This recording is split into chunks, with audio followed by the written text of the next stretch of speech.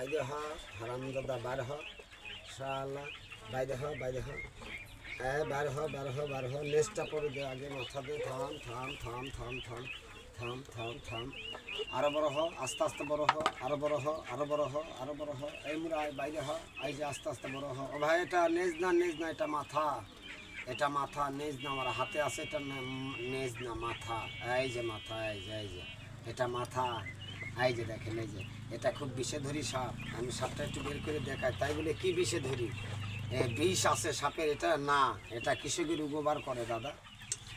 তবে এই থাম প্যাঁচ লাগাস না, দেখছেন সাপে কীভাবে প্যাঁচ দেয়, তবে সাপে প্যাঁচ দিলে মানুষ বাঁচে না মরে যায়।